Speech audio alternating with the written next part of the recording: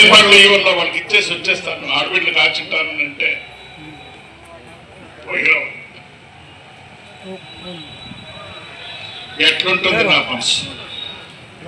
దేవుడు మీకు మంచి చేయండి నాయన. వాళ్ళ మనసును కూడా చెడగొట్టి అట్లా ఆడబిడ్డలను కూడా చేస్తారు కదా. ఇది చెప్పింది చిన్న అబద్ధం. అప్పు వదే అయిపోతుంది. వడ్డీ లేకుండా అప్పిస్తే దాన్ని వదే చేయమని అడిగితే మన మనుషులు సంఘాలే లేవు. లేని సంఘాల పేరులో అప్పులు, లేని సంఘాల పేరులో వడ్డీ కావాలని అడిగేది. ఎవడన్నా ఇక్కడ దొంగతనం చేస్తే పోలీసు వాళ్ళు నేర్చుకొని పోతారు. ఎవడన్నా మీకు 5,000 10,000 బాకీ ఉంటే ఈదిలో పెట్టుకొని గలాటం చేస్తారు, పొడిసెలు తన్నికి పోతారు. ఎంత ఎంత దుడ్డు దురుపయోగం అంటే ఏడు సుంకలు మంచి కాకుండా చేయొద్దు. వారం నెల రాయలపాడు పోలీస్ స్టేషన్ లో కంప్లైంట్ ఇచ్చి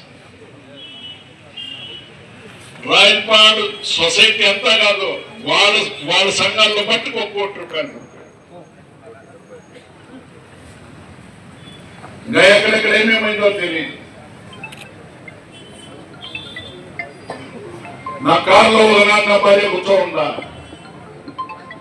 నా పిఎల్కి వెళ్తూ ఒకనాడు నా భార్య మాట్లాడిందా, నాకు ఈ సొమ్ము కావాలా, ఈ బంగ్లా కావాలా, ఈ సుఖం కావాలని అడిగిందా. తనకు సాగు దగ్గరికి వచ్చిందని తెలిసి కూడా నువ్వు పోయి ఈ పని చేయి, ప్రజలు చేయి అని చెప్పిన మహాతల్లి గోడు మీకు కొట్టకుండా ఉండదు. ఎవరైతే ఈ దుడ్డు మీరు తిన్నారో, ఎవరైతే ఈ డబ్బును మీరు దురుపయోగపెట్టినారో మీరు సర్వనాశనం. ఇది లక్ష్మీ నరసింహ స్వామి పాదాల దగ్గర నేను చెప్తా ఉన్నా. లేదు మీరు తినలేదు కదా, మీరు సజ్జా కదా, రాండి లక్ష్మీ నరసింహ స్వామి దగ్గరికి చేయండి. ఉందా శక్తి?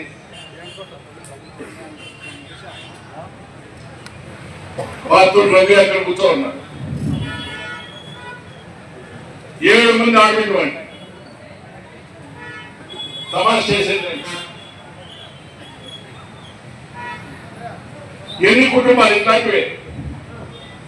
వీళ్ళకి చదువులు కావాలా, చదువుతూ పోయి అడిగేదానికి లేదు, అమ్మేదానికి ఏమైనా ఆధారం పెట్టేదానికి సొమ్ములా. ఒక ఆవు తీసుకోవాలా, 4 గొర్రెలు తీసుకోవాలా,